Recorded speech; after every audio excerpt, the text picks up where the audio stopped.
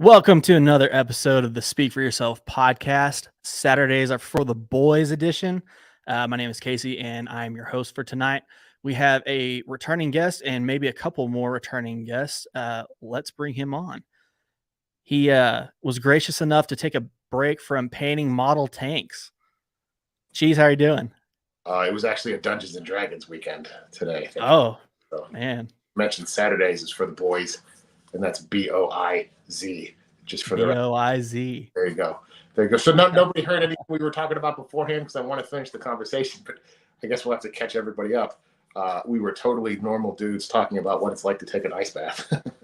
Yep. On the ice bath train. Yeah, the toes thing really caught me off guard the first couple of times, but then it just kind of disappears. Really, at this point, the only part that I still have a hard time with, and I just totally chicken out, is if I truly want to dunk my head while the rest of my body is already in. Like when I'm done and I hop out, I'm good and I can stick my head in, but I can't fully submerge. My body just fully taps out when I give it a try. I don't know if that's some sort of evolutionary trigger there or self-preservation thing or whatever you would want to call it, but if I'm already in there, I can't dunk my head. Gotcha. Yeah, see, the tub that I'm using is just our bathtub in the bathroom, master bath. And I can really only have room enough to get up to my chest on it. So I think I'm going to end up buying one of those like plunges. I think so. Things. I think so too. I found a couple that I liked. I didn't keep any of the names, but I found one that was a little bit more expensive, but the flexibility of it I think is nice.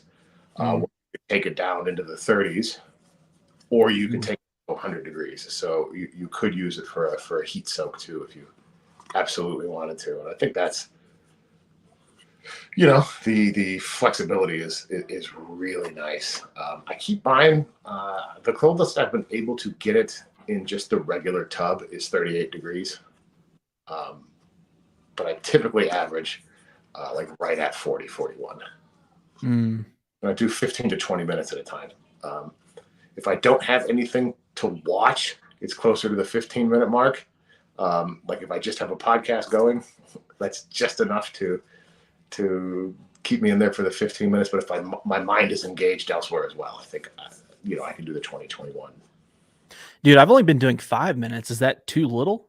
Oh, I have no idea. I'm not a doctor. I'm just some guy who read about this on the internet. For all I know, none of this is. Well, see, the funny thing is like past 30, 45 seconds, like you're good to go, as soon as you're all the way in for 30 to 45 seconds, you're not that cold anymore. Like it gets bearable. Well, you're supposed to be moving around too. Like I get in there and it's weird because it heats up the water that's immediately around your your area or whatever, your surface area.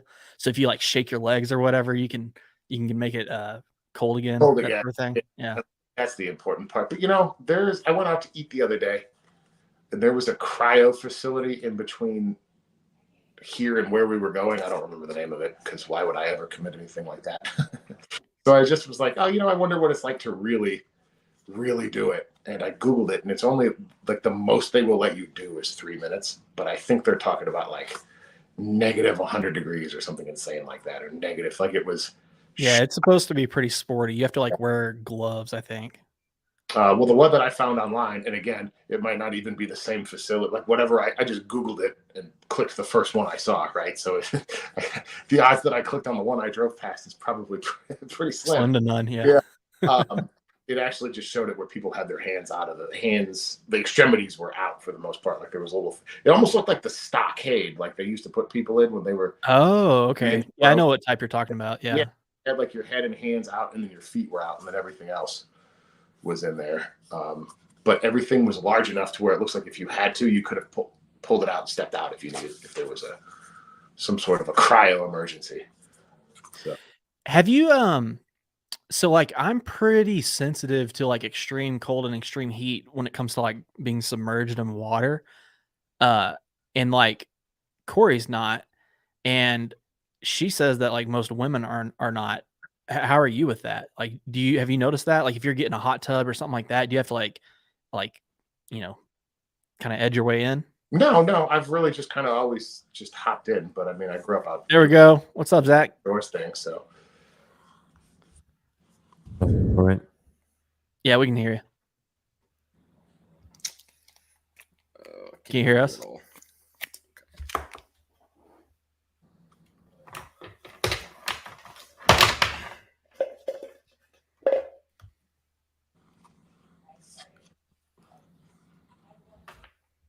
Oh, while he's figuring that out, we can finish this conversation. Yeah, so I mean, I grew up doing the outdoor thing, right?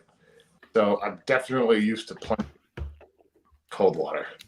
But the hot, I mean, it doesn't really bother me. Are you saying like if you hop into a hot tub, you find it uncomfortable? Yeah, I have to kind of ease myself in. Yeah, really? Can you hear me? Weird. Yeah, there we go. We can hear you. Okay. I don't want to be picked up on both mics. I finally got it. Oh, sweet. Nice, dude. Bought my wife this for work, and she sings. So sorry, my voice. I actually sound like a man tonight. Finally hit puberty. What's up, Cheese? Yeah. So y'all haven't met Cheese, Zach Cheese. Que paso, güey? How are you, So we're talking about ice baths. Have you ever taken them? Dude, Cold I've plunges? seen I saw your content earlier, and I was like, I tried it one time, and I will never be as much of a man as Casey because my balls went. I turned into a trans dude. Bro, it's a mind game for sure. Yeah, it's like that. If you can get through like into it, and like you got to sit there for like a minute or two, and then you're like, this sucks, but I'm okay. But it doesn't get better. Yeah. I find it bearable after about 30, 45 seconds. And we were just talking about how I'm kind of what's the word? Sensitive to like extreme cold and extreme hot when it comes to like being submerged in water. And my wife thinks that that's like a guy thing because girls don't do that, and they take like steaming hot showers where they come out looking like a red lobster sort of thing, you know. So I was just asking Cheese if he has that same experience or not. No, I jumped into a frozen lake in Norway one time, and that was the coldest damn thing. I honestly thought I was gonna pass out, like from shock. It was tough. I jumped into either Wisconsin or Minnesota or one of them. I did kind of the same thing. Somebody had popped a hole in there. Hey, you live in the north, don't you, Cheese? No. I'm here in Texas, but I've Thank God. I've been up in the north. And speaking of Texas and our God-given Texas rights, I tried something new here this week. Everybody should try this if you have a 7.62 by 39 platform weapons by Igman. I could not find my regular, which is Bellum. And I found these guys, and I don't know if I'll go back, man. I found it at Lucky Gunner. I think it was 900 or 850 rounds for like $400. So I was fully expecting to just get garbage. Tremendous. It's brass case too. So I only use Wolf. Oh, you do you really? Did you find a place that'll shoot it? I don't ask for permission. Fair enough. Any location that I go to shoot, they run the magnet test on your ammo before you go in. So wow, you go to like a legitimate place. I don't think I've ever been to a legit shooting range. Oh, gotcha. Yeah. Yeah. No, true. Now, of course, when I go out to, I've got some land, so when I go out there, it's a little bit of a trek. So if I go out there, I'll just, whatever. It's a damn shame people aren't better shots, or we could all just shoot in our backyard and be fine. Oh, absolutely. What's the there's some Reddit group, which Reddit is just a sewer, right? Like it's pretty much but there's people who talk about every time they get an NFA item registered and approved, the first thing they're going to do. It's really funny to see somebody who gets a they all same thing comes from our first backyard pop. to see whether or not it's really a silencer, which I don't know if you've ever fired anything. It's not really a silencer. It's just like I've shot some pretty I don't know how else to say it, just illegal things. I don't know if you've ever been to San Angelo, Texas, but it's not exactly the cesspool of Fed boys. No, it is not. I haven't been through San Angelo in a while. Yeah, it hasn't changed. It still sucks. Uh, I don't think I've ever been. I've literally been in the Sahara Desert. I've been in the Mojave Desert in the middle of the summer. And the hottest place on earth is San Angelo, Texas in July. oh, you're not playing, man. It's pretty rough. I don't know. Agreed. I live in South Texas, dude. Like it's hot as shit down here. And San Angelo is just worse. Yeah. I don't know how else to explain it. Is this going to be super hot, dry heat, or do you got bad humidity to go with it? Oh, I got the humidity down here now, and my West Texas ass isn't used to this, man. It's taken me a year to acclimatize. Yeah. It definitely impacts it's why I bought a treadmill. Because if it's too humid outside, I can't do it outdoor. It's just not worth it. It's not worth it. Like you will just hate die. yourself. Yeah, you will. Die. Yeah. You're doing a little cryo bath for your insides there with that. Dude, I take I have ice packs. I have like 5 or 6 ice packs in my lunchbox. Like I don't even have much lunch. I just have ice packs in there. They are just for work and stuff. Like I work outside a lot and it gets really hot. And every once in a while they just gotta drop that bad boy in your shirt or something. Yeah. It just sucks. Just to keep it cool. Yeah. Do the groin pack. Groin and armpits, bro. Gotta cool it off quick. Yeah. I knew a guy who was stationed somewhere in the Far East Theater during World War II, and he was like, "You can't get your whole body cold if you're hot. You just have to put it on your wrists to let the." And I've tried it 1,000 times, but all it does is just make my wrist cold, and the rest of my body is still boiling. Like I'm not a medical doctor, but I wouldn't promote that. No, I wouldn't either. I think that's a yeah. Hey, so Casey, I know you worked in the fire department. Are you because where did you work? Were you Odessa, Midland area? Big Spring. Big Spring. Yeah, Yep. So down towards San Angelo. About what is it? An hour and a half north of San Angelo. Yeah, about más o menos, dude. I used to drive that route for McLean whenever I was driving semi trucks, and I hated that they changed, like they built the loop that goes around. Yep. It. Yeah, if you're not watching out for it, you're gonna miss that, and you're gonna have to go around go right through town. Yeah, I'd rather go through town, honestly. I almost got a really bad wreck because I didn't know that it was there. It was my first time going through San Angelo, and I almost took a big rig down that hill, dude. No engine brakes, bro. Just fully loaded. It was a bad day, dude. Luckily, it was like 3 o'clock in the morning. I didn't kill anybody. But... Oof, that sucks, man. How much did all your kit weigh? You see, when you got that kit fully loaded. How much was what? Your kit, like all your gear. If you were going to a call, how much did everything you have on? Oh man, honestly, it's probably like 45 pounds. So it just sucks, right? Like it's some of that West. Yeah, I mean, you feel weighed down, I guess, and a little hot, you know. Yeah. The funny thing is fires are more prone to happen in the wintertime just because people run like the space heaters and stuff like that, and then they'll like throw clothes on them and the clothes will catch fire and that starts the fire. Yeah. You know, stuff like that. So it's interesting that most of the fires that we fought were during the wintertime where it's cold, so it kind of offsets a little bit. Yeah, but I was kind of thinking, you know, you see, or at least the modern media perception is fighting fires is the last thing most firefighters do. Like you guys seem to be doing like the building collapses, overdoses, that type of stuff. You kind of cut out, but we're just saying that you know, there was not a whole lot of fires and it's more other things. Yeah. Is that okay? True? Yeah. So you know, it's probably 90% medical. Especially in Big Spring because they own the EMS service as well, and so 90% of your calls are EMS related. You know, and that can range from anything from a headache to a you know, full on STEMI, or you know, the person's already deceased. So, and then you're running a code on them. So it's anything in between those two. How much of and it then do you have to make if you get there and they're already gone? Like, do you have to start the activity, or can you get there and be like, bro? Well, it depends. If rigor mortis is set in, and you know, you can't like move their arms because they're so stiff, that sort of thing. Yeah. Then you pretty much can call it. But other than that, you pretty much have to start. Do you have? The only other exception is if like the family presents a DNR, Gotcha. but that is super rare. Even if they claim they have it, you have to wait till they produce the document, and in the meantime, you're starting that code. So here's just a real dumb question. I'm assuming it's not like it is on Chicago Fire. Typically, when you're starting rescue stuff, you're not bringing that dude back, right? Like that dude or dude that is gone. On medical?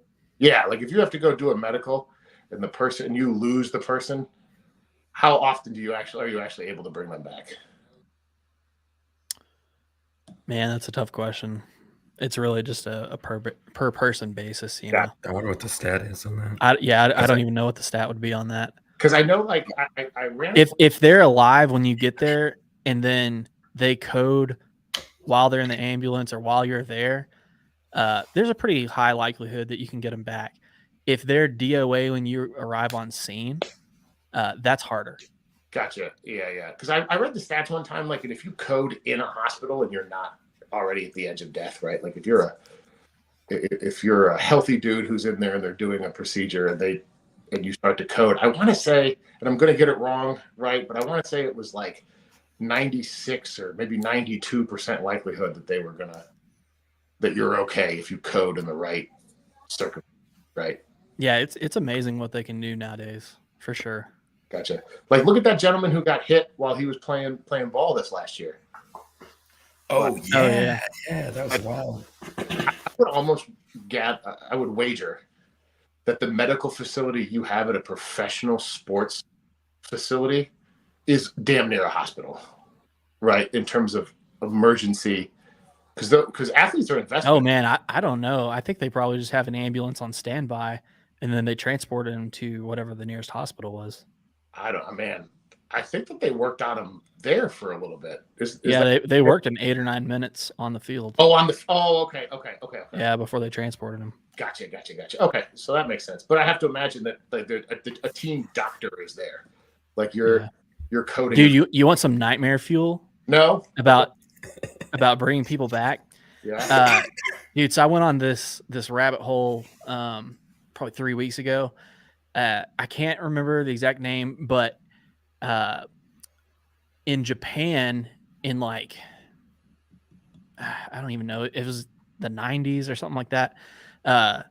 This guy got hit with a radiation blast because they messed up one of the formulas, and there's 3 of them, I believe.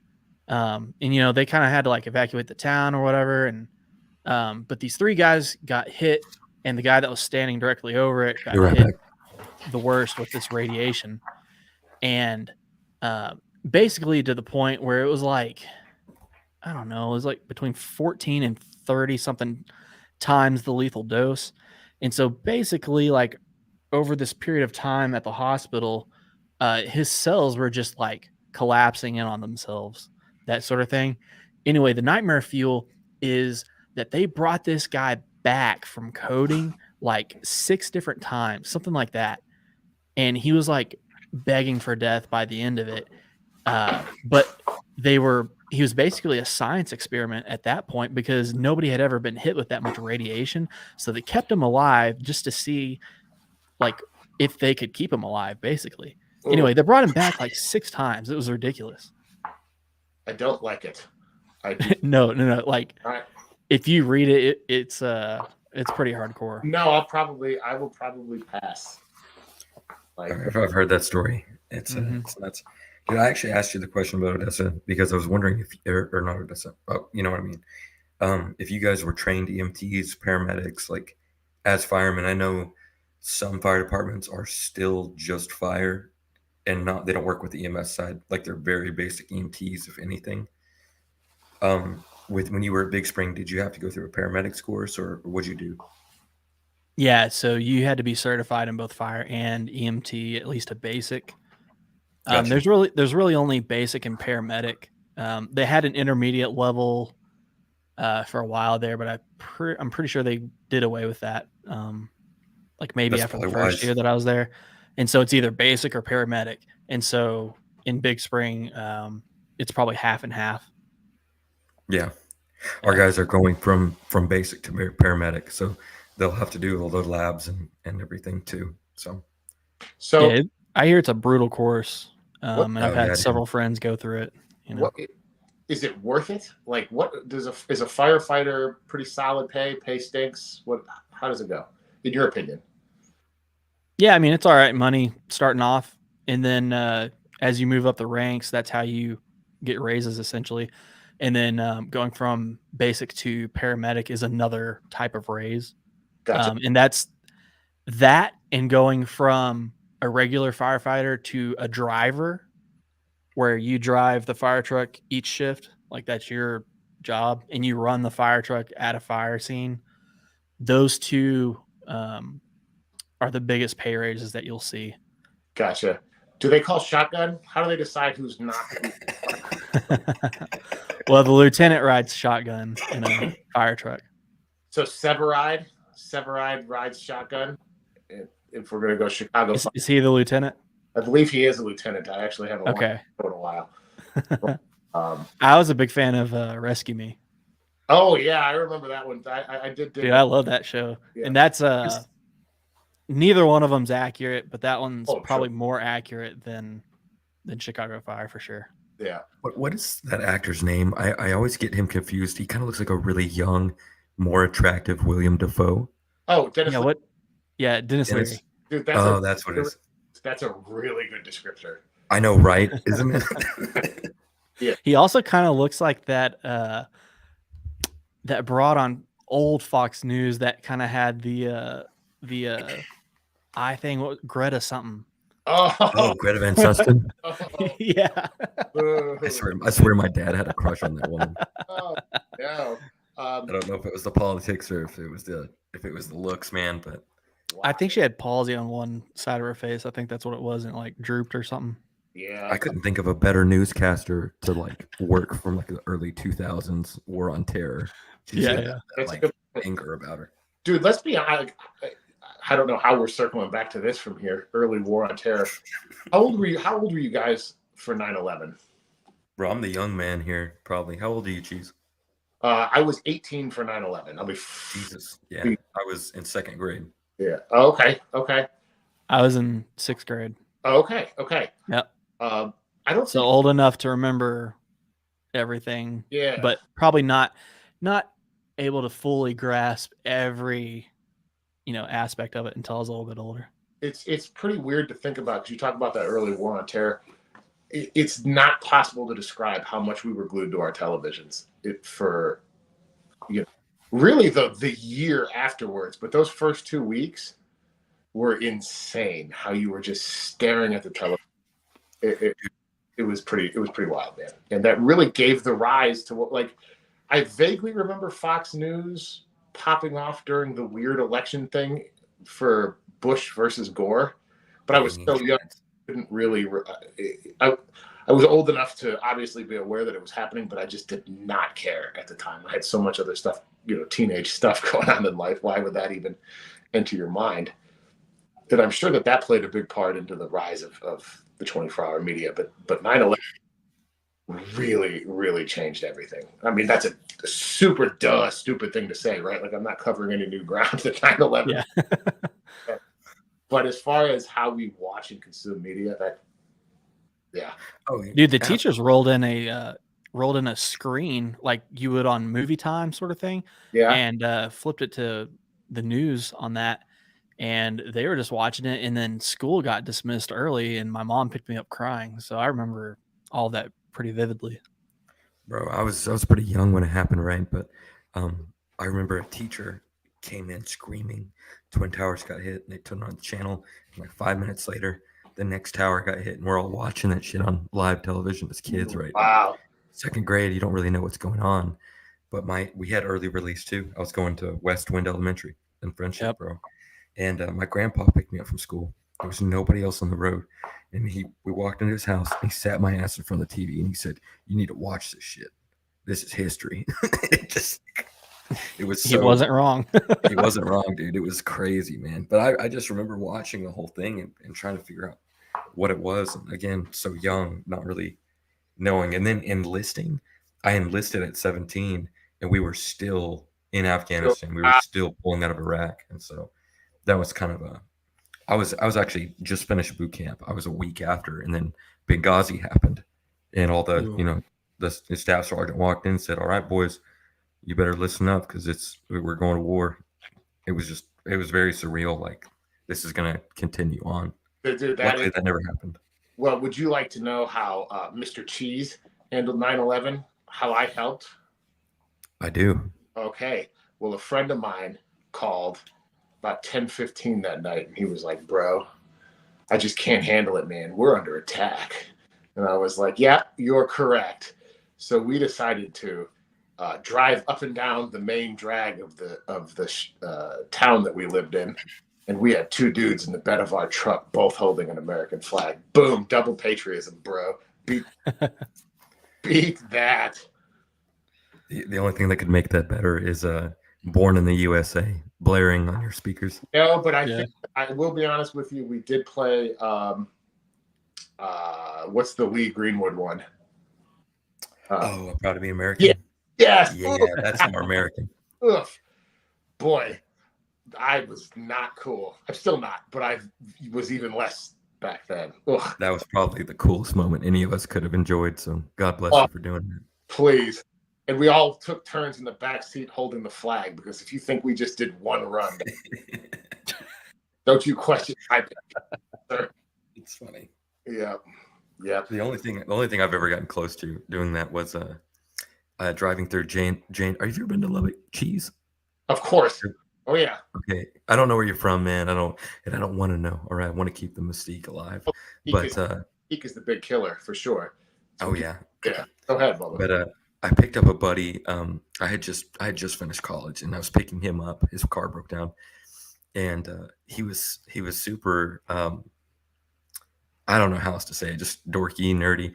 And we were blaring "The Boys Are Back in Town" like as loud as my speakers could go, just driving through the J&B parking lot while all of the hipsters were out there smoking their cigarettes. They were just so pissed, dude. It was honestly probably the highlight of my life. After that's hilarious. It might be before my wedding and children being born. So wow. So that's a joke. J&B Coffee it's next to Capitol Grill, Capitol Pizza. Capitol Pizza. Yeah. Capitol Pizza. Last time I was through there. Surprisingly good for the middle of nowhere. Dude, that pizza slaps. It does. It's does. And it's funny because I would be in J&B and it would get so packed and you had all the groups in there talking or whatever, and I'd be like, hey, screw this. I'd go over to Capitol Pizza, grab a beer, for like a $2 PBR, right? Keep them coming. I got a philosophy paper to write, and I don't do drugs. This is the only way this thing's getting written. And so I'd be sitting there, dude, with like nobody else on the Wi-Fi, having a nice PBR. It got me through college.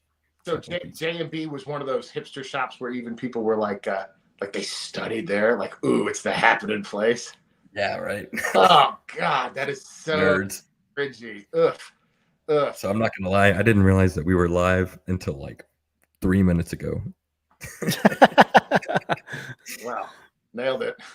Yeah. Welcome tonight, boys. Welcome to the party. That's hilarious. Yeah, I think all of the places.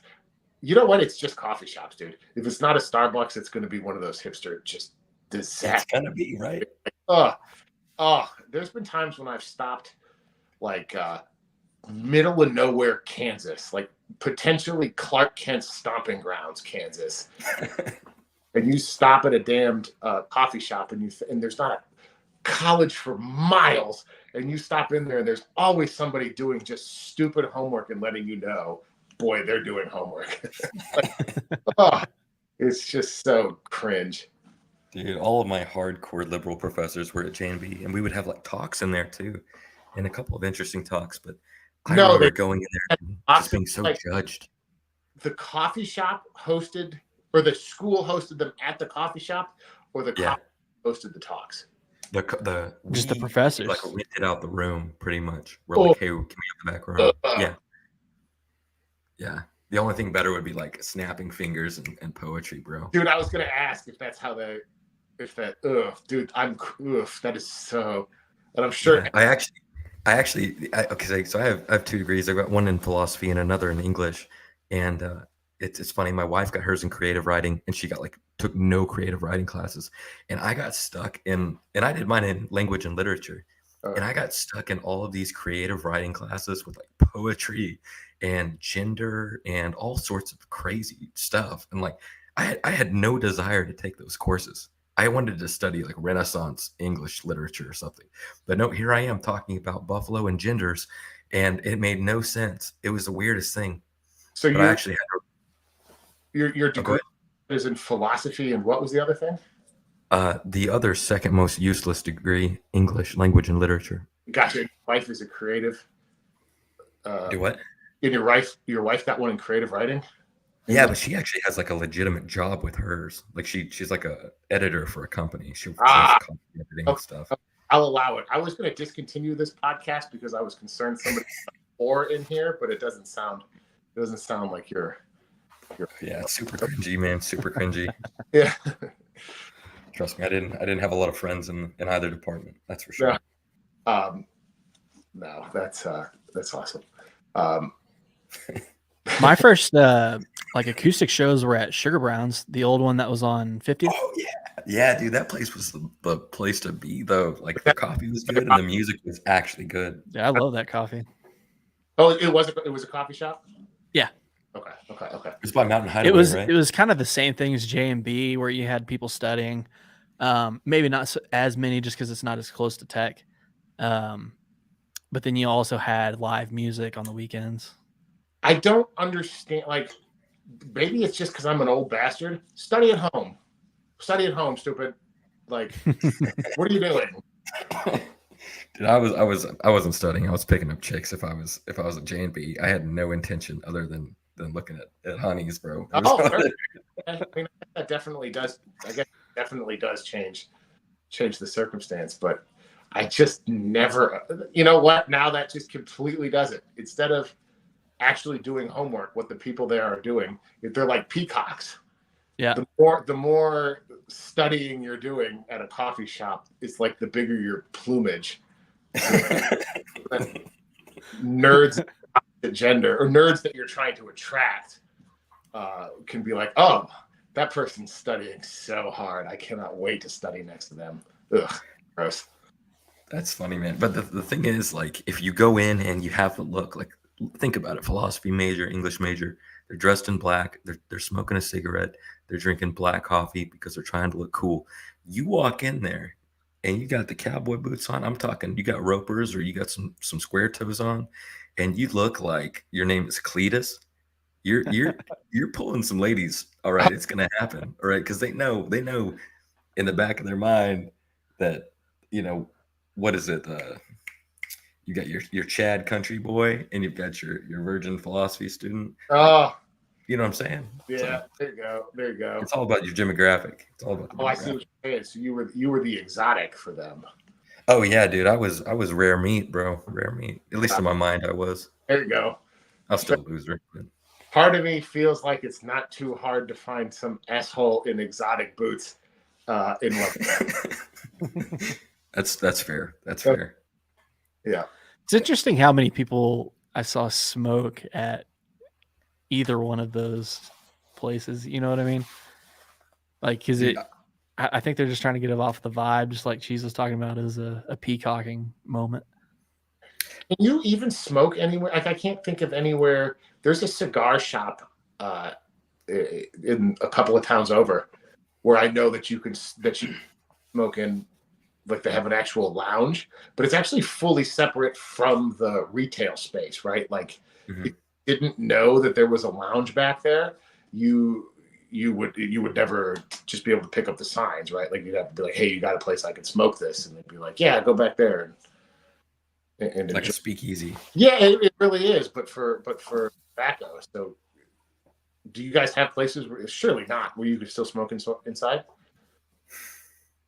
There's a place in Kingsgate. I don't know if it's still open or not. That was one of the lounges. Dude, when I turned 18, I had my first cigar there with my old man. It closed down 2014 or so. Okay. But there's a place called Good Karma that you can do that at. Good Karma.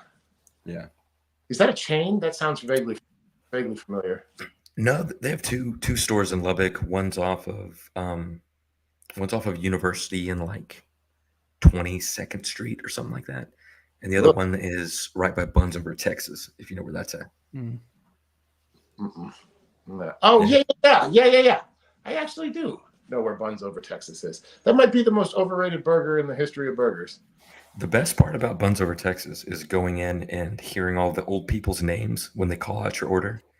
It's like, Opal, your buns are up. Opal. Yeah. We got a couple of breakfast here where, boy, there's some leathery old boys in there for sure. Oh yeah. Yeah. I feel like smoking's kind of on the outs, I guess. But I feel like dipping is pretty staying the same. You know what I mean? Well, I think it's. Am I, Go ahead, Bubba. I was just gonna say, am I allowed to show a tobacco product on your show? Yeah. I don't know if I'm like, because you were telling me to do a plug last time. I swear I should be sponsored by these people. Yeah, this is it's kept me alive. That and coffee, It's the fuels good the stuff. hate, man. Oh, You could yeah. do that stuff anywhere, though, right? Like if you're actually using like a what is the vape thing? If you're actually vaping, somebody can see it. If you're smoking a cigarette, somebody will smell it. That type of thing. Dip is one of the things you can really nobody's gonna know Yeah, what you're doing. unless you're at a Baptist church on Easter Sunday, and that sermon is running a little long. You always know who the dippers are because they're getting real antsy to get out of there, man. They've got one in. They've got it in, and they've been gutting it. Dude, I've never done any of that because I know I'm going to like it and I'm going to keep doing it. So my best bet is just to stay away from it. Oh, dude, absolutely. When I was 18, of course you could still smoke at 18, and you join the Marine Corps, and you're like, oh, these guys are just a bunch of tobacco addicts and alcoholics. Like, this is what I'm gonna be now. And so Yeah. I picked up smoking, and it was awful. Like it just I hated my life, but I just couldn't get enough. So and, that go was ahead. what year? That was 2012. I turned 18 in 2012. Gotcha. Yeah, young blood over here. No, it's so because that was the peer pressure thing when I was a kid, right? Like mid 90s, somebody would always, steal a cigarette from their mother's purse, right? Like a Virginia Slim or something. Just a stupid, terrible. Fucking menthol. Yeah. I almost died on a menthol. My God, I don't know how people smoke that stuff. And we would, you could always tell when it happened. The teachers knew, right? They just weren't in a hurry to come over there to stop us because they just knew it was a rite of passage. Somebody got mom's ciggy. And, Yeah. There'd be like, 4 or 5 5th or 6th grade kids standing in a circle, and none of them knew how a lighter worked. And they were, oh yeah, exactly. Just coughing our brains out. Ugh. And it never really appealed to me. Like the first time I tried it was just a drag, right? Friend's mom's cigarette type thing, like I was describing. And I was like, dude, that was awesome. And then diminishing returns after that. Like every time I post, I was just kind of like, and it never took. I've actually never tried cigarettes. You're not missing out, dude. I just was never interested in it. Yeah. But Cheese and I do have the, bar none, best dip story of all time. Oh, I gotta hear it. I gotta hear it. Do not tell it, but go ahead and tell it. Cheese, you know what I'm referring to? Of course, it's seared into my memory. In fact, sometimes when I'm sick and I know that I'll feel better, but I think of this story. Okay. So Cheese and I worked at an establishment with some other mutual friends of ours. And there's this other coworker we had who's a big old country boy, right? And he dipped all the time. Might as well have been, like suspenders wearing, I actually saw him the other day. Anyway, he's a good guy, but big country fella. And he always had a spit can, but it was a empty Gatorade bottle. And he would keep it under the register, for whenever he had to use it, right? Well, one of our mutual coworkers, You're telling it too slow. got. Well, you can tell it if you want. I'm just sitting here cringing, and I'm trying not to vomit. This other dude took and we were all. Wait, no. You got to set it up though. Oh, so he's standing there and he's talking to a customer, and we all see him doing it, and and then something stops him, and we're all trying to get his attention, but he's still talking, because he had a Gatorade of his own. Yes, under the same register. Oh no! I know it was over in like a minute, but in my mind, it took years. Like, this is what it was. My great uncle that was at D-Day and me watching this moron drink dip had the same experience. And every time he would go to take a drink, he would be like, "Oh no, you're 100%." He would have to say something else, and then we're all go no, and then he just. And and he couldn't get it all down because the angle was too high. The angle was too high for him to abandon ship, but he was starting to spit it up already. It was all. No, but the best part was him vomiting started a chain reaction. Cheese was next, and Cheese had to vomit. Just watching him. It's one of the funniest stories that we will ever tell. So that's disgusting. It was bad. It was bad. And sadly, I know the truth of what that man felt that day. Because when I was like 4 years old, my dad dips. Copenhagen long cut. He's a good old country boy from Sweetwater. He's been dipping since he was 12. And he's going to be quitting every year for the rest of his life. He's been telling me since I was 10 years old. This is the year, man. I'm going to quit. Now he just switched to Grizzly, and so it's just got cheaper. That's all that happened. Yeah. He can buy more of it. Yeah, he just buy more of it. But he was dipping out of Dr. Pepper can, which was a bad idea. Don't ever spit in a Dr. Pepper can or any kind of can that it's covered up like that, right? And he was spitting in it, and I guess somebody thought it was a fresh open can because this bad boy was pretty full. And they put it in the fridge. Well, my 4-year-old self walks in there, right? And dude, I didn't hesitate. I went right for it. And I have never been that sick in my entire life. And to this day, I cannot dip any kind of like fine grain stuff. I'll try red. It's not Red Man anymore. It's America's Best, but it will always be Red Man. Red Man, cigarettes, anything else. I've tried it, but I cannot stomach the idea of just thinking about Copenhagen long cut straight and watching it in my dad's cup holder made me sick for the rest of my life. It was awful. That's brutal. Oh God, I'm getting nauseous just thinking about it. Back to the Alex, buy this ammo. Think about it. Sponsor the podcast. Yeah. They're from like Serbia or where the hell. I don't think we're getting any love on it. First of all, like 8 people watch this, and we're 3 of them. So for the Bosnia Herzegovina. So no, I don't think we're going to be getting sponsorship from them. Hey man, we're growing. We had like, I don't know, I think it was like 44 subscribers last time I checked. So it's growing. Yeah. Ugh. Started at the bottom, still at the bottom. If you're better, I guess I don't like you. The minute you said Bosnia and Herzegovina, dude, my mind was like, okay, here we go. We're getting into the Balkan states. This is going to be a 20-hour long podcast. No, really, it's the ammo. The ammo is always going to be good in any of those war-torn countries. You need to have it. You need to have it. Yeah. For sure. Actually, if we're going to stay on that range, I was running it. Here we go. I was running it through a PSA AK-47. I know that people are probably on the fence with them. They're dirt cheap. They're American made. I cannot possibly tell you how much I enjoy and was shocked by the quality of that weapon. I bought it on a whim. It was Black Friday. I got their little emailer because I do get ammo from PSA. They have great ammo. And I was just rolling through their it was Thursday night going into Friday morning, and it was, hey, get a jump on our Black Friday sales. And that was the thing.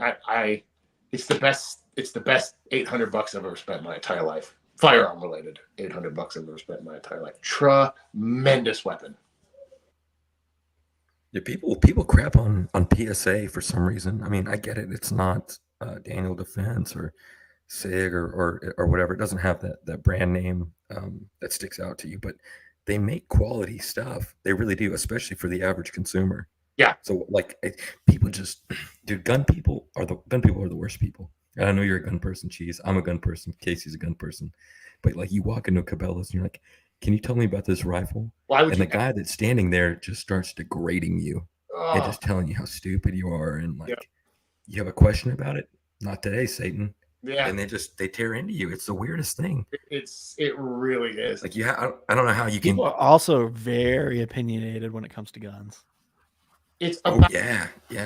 it's about what works for you. Like I hate, and it's crazy because we're on a podcast in front of 44 people saying this, but I actually really don't talking about guns in the universe, right? Like the three of us, we could talk about, and that's cool. We know each other tangentially.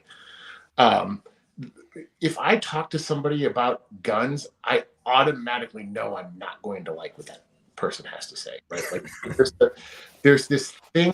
I'm a huge comic book guy, right? Most people that I know in my day-to-day life have no idea that I'm into comic books because here's what always happens. They go, "Oh, I didn't know you were into comic books." I'm like, "Yeah, man." And they go, "I've got a crazy collection. I'll bring it for you to check it out." And then a week later, they hand me a shoebox with 6 comic books in it, and I'm supposed to go, "Oh." And then it's the same with guns. I've got my grandpappy's 6-shooter, and that thing won the West. And if we had those D-Day, the war would have been over then. It's all garbage nonsense talk. It really is. So I try to, unless I know the other person is a gun guy, I'm not talking to you about it. I'm really not. Zach, for context, Cheese is a guy that will fire anything other than an AR-15. Oh really? He's into the AK-47 and the bullpups. I've owned AR-15s. I've just never ever fallen in love with them. I'm not crapping on them. If you like one, get one. Have at it. Go crazy with them. I want you to have as many AR-15s as you want, if that's what you think. They just never grabbed me. Oh, that's fair enough, but it makes a lot of sense why you're plugging ammo from Bosnia Herzegovina. Are you what is it? I don't know if it's I don't think it's a racist term. Gopnik. A what? Gopnik. I don't A know. Gopnik. It's like a Slavic cholo. I don't know how else to describe it. Oh, like a criminal or something, like the. You're gonna have to write that down so I can remember it because that's what I'm gonna refer to him as from here on out. I've got to look up the definition right now. Dude, that's friggin' hilarious, dude. A member of a delinquent subculture in Russia, Ukraine, Belarus, and in other former Soviet republics. A young man or woman of the working class background. It's like the highwaymen in damn like Northern Ireland or England. Hey, bro, come up to you with a butter knife or something. But these guys have AKs because it's the Slavs. And I really like something that I can work on myself, right? Like really, once you've had one, you have them all, really, with the AK, at least in my experience. So. He does have another gun that I'm super jealous of, though. What you got? I don't know what he's going to say. No, the Tavor. Oh yeah, I have a Tavor. I really like it. What is that? See, I'm one of those guys that's like, what's that? And then you're always just going to judge me. I've got the X95. That's like oh, that is a bullpup. That's beautiful. Yeah. Oh, dude, that's the Israeli defense standard, isn't it? Mm-hmm. Yeah. Israeli bullpup. That thing is schmexy, dude. I don't know how. It's extremely heavy. I like it because if you're running 223, it's like shooting a 22 or something that heavy. I wonder if that Hellion's as heavy as the Tavor. It really wasn't. I saw one the other day. They got to do something about that bolt release. It felt weird. Like Did it? there's an extra, like you're doing this number to release the bolt, Mm-hmm. and I did not love it. Like it seems counterintuitive coming from the Tavor, but just the ability to slap that button, slap that little thing, and it goes. It's flawless. It's flawless. I need to fire one, see if I like it. Yeah. Yeah, I really, really like it. They suck to get parts for, dude. If something goes wrong with it, it really does suck to get parts for. That being said, I'm only referring to a buddy I know who's had to get parts. I haven't had issue one with this thing. I've really, really enjoyed it. I haven't decided on the optic I like for it. I've really tried everything, and I love the iron sights. The iron sights are fine that come on there. I've even run some aftermarket iron sights on there, and I've settled on some. I don't even know the brand of it.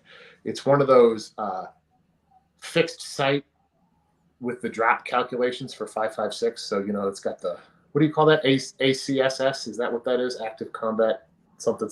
Yeah. Yeah. Gun owners and their stupid acronyms. You can't just ever call it what it is. It's a cheap version of one of those, and I really like it, but I kind of want to mess around with like a LPVO, but I don't know. We'll see. I saw one of those. Where did I see one? I don't know. Somewhere, a mom and pop shop, and it's pretty cool. It would take some getting used to. It's weird. Going from a red dot that is tiny and but it looked cool, man. It really did. Zach, how do you feel about like holographic sights, like the donut? This is a litmus test. Oh man. So I qualified. I was actually the last platoon, not the last platoon, last company at MCRD San Diego to qualify with iron sights. Oh, really? So my heart is always you can't go wrong with tried and true, right? Yeah. You'd be a great AK-47 guy. It's hard. Bro, I shot an AK for the first time this last year, and I'm not gonna lie, I started sweating out of just pure glee. Like I hated how happy and surprised I was. It was a lot of fun, and and dude, that thing is. The thing about AK guys are like, I could drag this thing through mud and sand.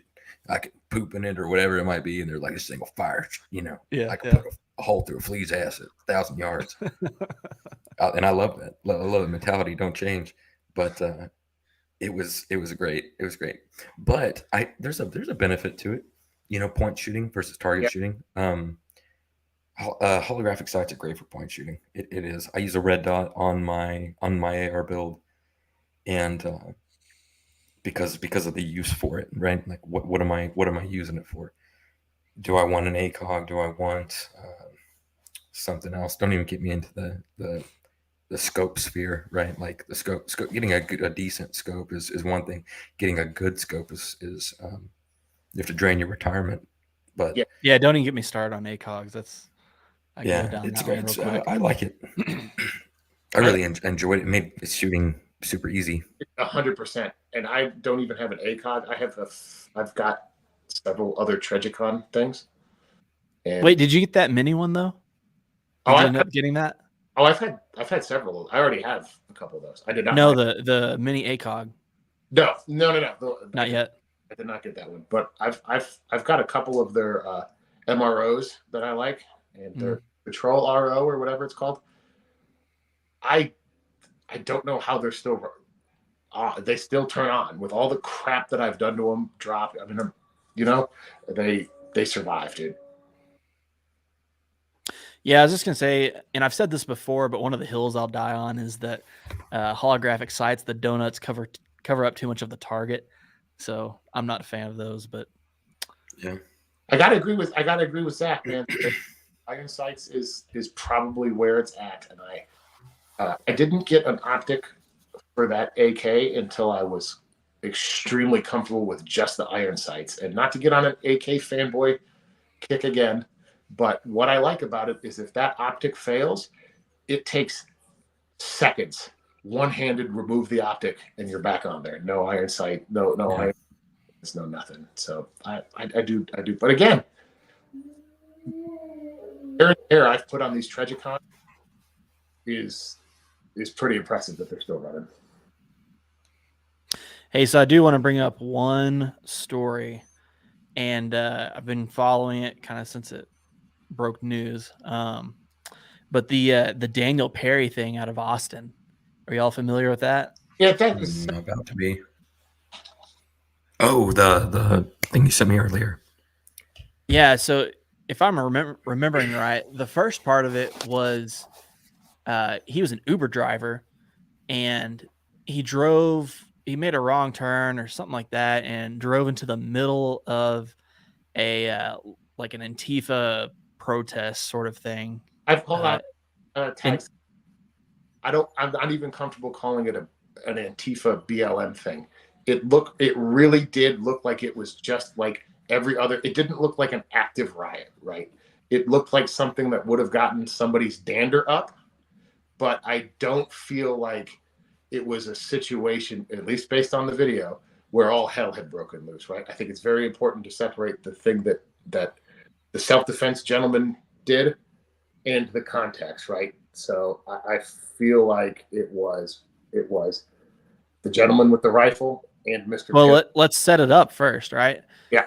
So he made a wrong turn as an Uber driver. He runs into the middle of this protest or whatever you want to call it, whatever it was, and he's stopped by them, right? Did they block the road? Is that correct? I can't. That's what I heard. That's what I heard too. And just devil's advocate, Charlottesville, I have to imagine a car taking that turn,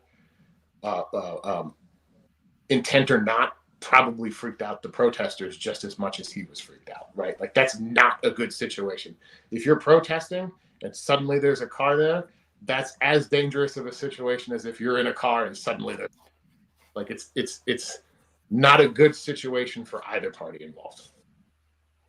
Yeah. So one of the guys on the protest ends up shouldering an AK-47 on the guy in the car, like right up next to him, right?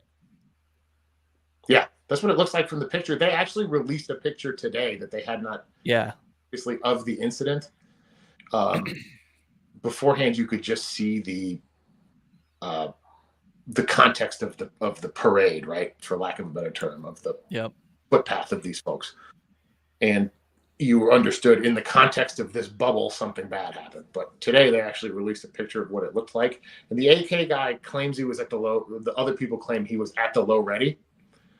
And I got to be honest with you, for Mr. Perry, if I'm sitting here and I'm in my car, your low ready is still pointed at the lethal portions of my body. There is nothing in the world on a car that is going to stop 7.62 at that point blank range. That low ready is still aiming directly at him. It's not like, at least to me, I'm not on the jury. This is just some idiot in a wrestling mask's opinion. I would have been terrified if I was Mr. Perry, 100%. Yeah, for sure. Anyway, so Perry pulled his gun and fired on the guy with the AK-47, right? That's what it sounds like, and it seems clear that the guy with the AK-47 was not even necessarily part of the protests. He was kind of some sort of self-appointed peacekeeper, like. He was but yeah, if he's there with a gun, he's part of the protest, man. I mean, they were saying that he was there to keep the rioters in check against the buildings and the police in check. He really was. That dude sounded like, and again, this is third hand. Time it hits the news, it's been through 95 different people's interpretations of what happened. So I'm not claiming to actually know anything for a fact, but what it sounds like from what I've read, that the guy just sounds like he was a generic nuisance. I don't know if he was actually part of the protest. He was just there inserting himself into stuff. Yeah. And I keep asking if what I'm saying is correct because I got here late and had to set up all this in a new place, so I didn't have time to like pull up all the articles and all that kind of stuff. But anyway, from what I know off the top of my head. He was cleared by police as a stand your ground type of thing, right? Yeah. Yeah, like right off the bat. Or it was clear. initially, yeah, cleared by that. And earlier this week, he was indicted by another Soros-backed DA. I don't think he was convicted this week. I don't think he was indicted. Yeah. He was He indicted. was convicted. Right. By what, grand jury? Is that No. He's legit convicted. Like he's okay? guilty. Okay. Yeah. Doesn't get pardoned. He's So doing- convicted, and you have all of this outrage that happens basically overnight. Twitter's going off about it. They're all buzzing Greg Abbott. I believe Tucker Carlson did a piece on it that night as well. And then the next morning or next day, Greg Abbott is going to pardon him as soon as it reaches his desk. Yeah. Yeah. So the desk. I don't even know if I have faith that will ever reach his desk, to be honest with you. well, it's kind of in the hands of the Parlor, one of the boards, yeah. right? Yeah. Yeah. Board of Parole and Pardon, I think it's called. Yeah, so there were several people asking like how you can get Greg Abbott to pardon him or something like that. I think one of them was Tim Pool, and I responded, "You just have to get DeSantis to do it first." That's Dang. not bad. It's cold-blooded. Yeah, Man, I can't imagine ever having to be in a self-defense situation, right? Like even coming from the Marine Corps, and I don't know your service history, but I'm assuming you deployed, correct? Reservist. Simple sometimes. So I have to imagine it's probably even different than a guy, because the gentleman was a veteran. He had deployed to Afghanistan. Oh, yeah, he's a combat vet. Yeah. So you go to Afghanistan with the idea that you're going to have to defend yourself, right? And not just defend yourself, defend your buddies. And in many times you have to be the aggressor when you're in a combat zone. I can't imagine the situation. That would have been hard for anybody. I can't imagine somebody for a vet. yep. Oh, yeah, and him being put in a defensive position too. Anybody who's backed into a corner is going to act. They're going to do one thing or the other, whether it be freeze up, whether it be fight back or run away. It's hard to look at that situation and say I would do the same thing. I'll tell you what, I don't know if I'd have to have the same reaction time that he did. God bless him for having such a quick reaction time, but it might have saved his life. You don't know, right? 100%. And thank God he didn't panic and plow into the protest, right? I understand that it's very easy to be like, protests are bad. They look at the drama they caused. There was Kenosha, there was this, there was, Ferguson. It's very easy to put these things on the protest. But at the end of the day, the overwhelming majority of the situations in Austin appeared to be peaceful. And if people are wanting to gather for the purpose of letting their collective voices be heard, they should really be able to do so without fear.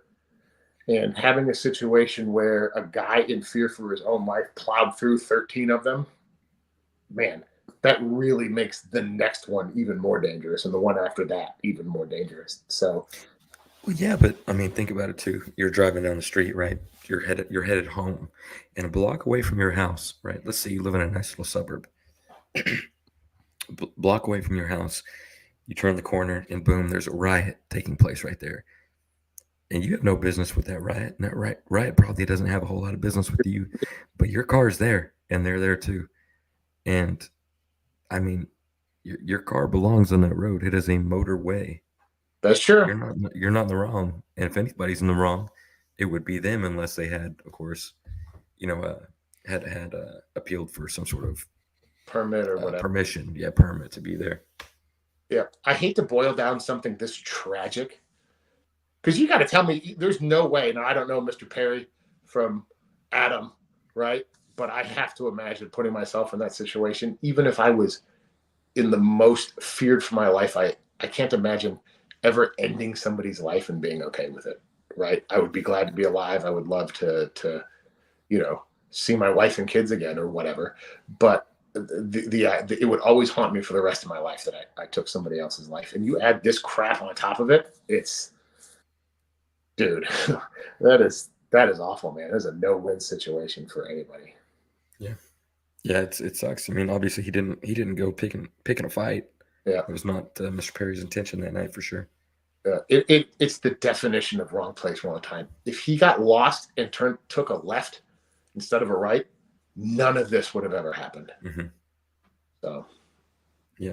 So, it's wild, man.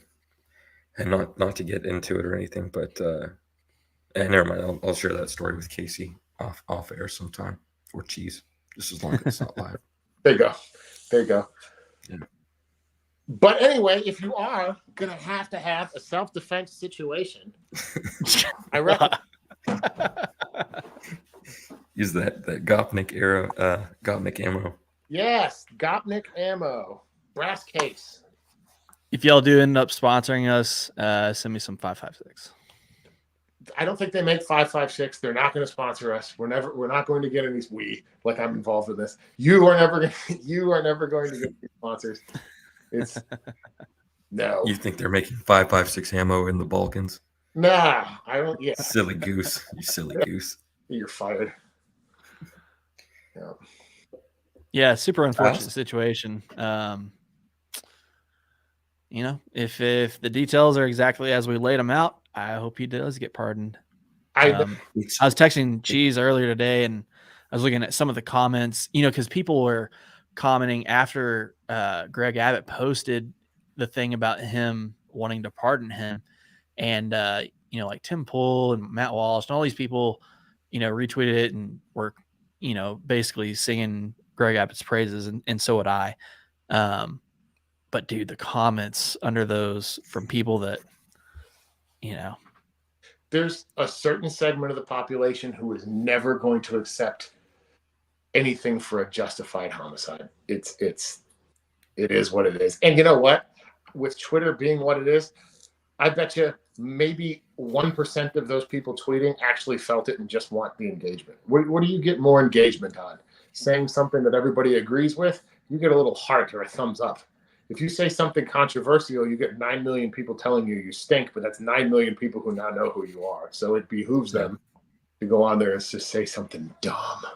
Sure. So I don't know. And that's Keith Olbermann's whole game.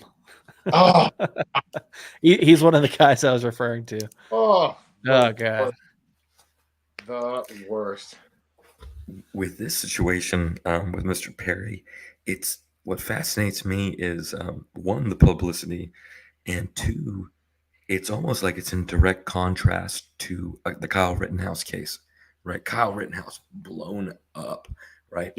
A guy goes out of state to defend someone else's private property, ends up shooting a guy, and he was in the right. I mean, he was in the right from the beginning, even before he went to trial for all this.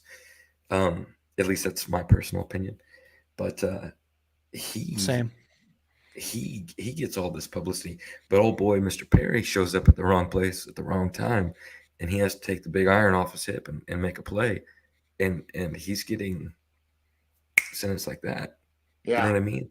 And it's just fascinating. I don't even know what the conviction entailed. Like, what was the actual sentence? He hasn't been sentenced yet, right? Or has he just been convicted? I think he's facing 20 years. 20 years? Okay. That's probably the bare minimum, I'm assuming, for... It's voluntary manslaughter or something like that. Something where I was like, oh, okay, it's not murder, but it's murder type thing. Oh, yeah. There's no way they could... It almost would have benefited him for them to convict him of attempted murder. Right, because of the degree of it, right? A jury looking at that would be like, no, it's not that. And I think that the other problem that we run into versus the Rittenhouse case, and I'll absolutely push back on you guys. I think Rittenhouse should not have been there. He shouldn't have been carrying a weapon. If anybody, let alone of age, said, "Hey, you know that riot downtown?" Yes. I'm heading down there with a gun. All right, well, that's a terrible idea, sir. You should probably not. That being said, we agree. We agree. When you watch that video, though, that video was from point A to point B, Kyle Rittenhouse several times had the opportunity. If I would have been Kyle Rittenhouse, you can watch some of those videos and been like, oh, I probably would have shot that guy too, because this dude's creeping up. This is clearly a bad situation. It's miraculous. 3 shots, 3 hits, 2 lethalities. And then he goes and surrenders. You have a video that tells the whole story. There hasn't been a video released of this. So, you get to do the lawyers, both Perry's lawyer and the state's lawyer, gets to try to tell whatever story they want, really. And there was at the jury in the Kyle Rittenhouse who hadn't seen the video ad nauseum for a year before the trial started, let alone the fact that they played the damn thing for the court. So, You know what's fascinating? I honestly believe, because I started reading about this once you sent it to me, Casey. If that was an off-duty law enforcement officer, I think that this would have been a very different story, given the 100%. situations. Right, you're judged at that time, not with 20/20 hindsight, but with the facts and circumstances that were presented at that time. You can't be judged, Monday morning quarterback. Yeah. And I legitimately think that if that was a Leo, he might have gotten off. I don't even know if this ever would have even gone to a trial. Well, it almost didn't. It seemed like he had skated. And I don't know how true this is. I saw it just before we hopped on here. So I didn't have anything to time to read it. But apparently the investigator who investigated the crime and turned in the hearing to the turned in the report to the DA is now saying that the report that the DA entered into evidence does not match the report that he filed. I don't know how anybody can say anything they want on the internet. Please don't sue Cheese. But the point that I'm saying is if that's true, that's huge, right? Like, and hopefully gets a retrial. I think at that point you should just have a flat acquittal. You know what I mean? Oh yeah. I'll say this much: if you are in a big city that has a progressive DA, you better make sure that if you're standing your ground and you're put in one of those situations, it better be a textbook, open and close situation. Dude, stand your ground, because you will get prosecuted if you're in one of those cities. The best thing you can do in a self-defense situation is get out of there. That avoidance, 100%. Best thing you can possibly do. I don't have time to tell somebody they're wrong. I don't have time to disprove somebody's, like, no kind of jaw jacking, there is nothing worth it in this day and age to artificially, people are so aggressive right now anyway, there's nothing anybody needs to do to artificially enhance it. Walking away is the best possible thing you can do. Yep, 100%. And the dude that he was in that protest took away his ability to walk away. And I don't like that the argument is, well, he can't prove that guy pointed the gun at him. That's not how the legal system is supposed to work in this country. We have the presumption of innocence.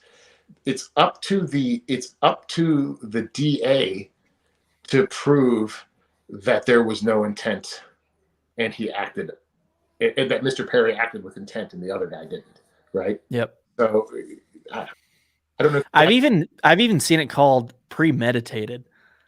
And like, oh, so he took a wrong turn intentionally and was just looking for trouble? No. And I'm not saying that doesn't happen, right? People look for trouble all day. Yeah, sure. Yeah. I'm glad you said that, Cheese, about getting out of there. That it really is the first line of defense. Find yourself in the best possible situation you can in that kind of dire circumstance, and that's always going to be not getting shot, right? Oh, not going to be harmed, not going to be attacked.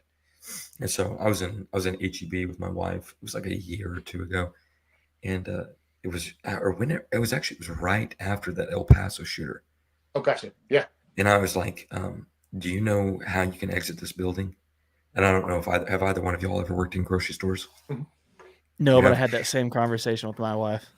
Yeah. Right after that. Guys, every last one of us, we're all paranoid. Like, whenever I get on a plane, I'm like, I don't trust this pilot. I know for a fact I could fly this plane better. I wouldn't hit any turbulence. I'm just like that. I don't know how other guys are, but his training doesn't mean anything. Oh man. Yeah. But I was telling her, you know how to get out of here, and she said, "Well, you'd have to go through the front door." No. And I don't know how you guys were, but as kids, I always remember having to go to the bathroom at the grocery store, and you got to go like use the employees one, and it's the forbidden fruit, dude. Like you're not supposed to be back there, and you go back there and you run into an employee, and it's just this weird, awkward, like, I'm sorry, bro, about to poop myself. But there's like 5 different exits in the back of a grocery store, always. In the little plastic curtains, that doesn't mean a damn thing. Like get back there as fast as you can. Find a way out. Press every button you can. Open a door. There are 2 places that I pity anybody who tries to do a shooting at. There's a meme, and I'm sure we've all seen it. The 3 branches of the Texas government are Whataburger, Buc-ee's, and HEB. Those are most Texas of all places. If you pull up HEB, you aren't getting the shot off. It's not happening. It's not happening. Double for a Buc-ee's. Dude, I have walked into it, and instead of having, people appendix carry, and occasionally you'll see somebody who's carrying outside the waistband, right? You could see their heater.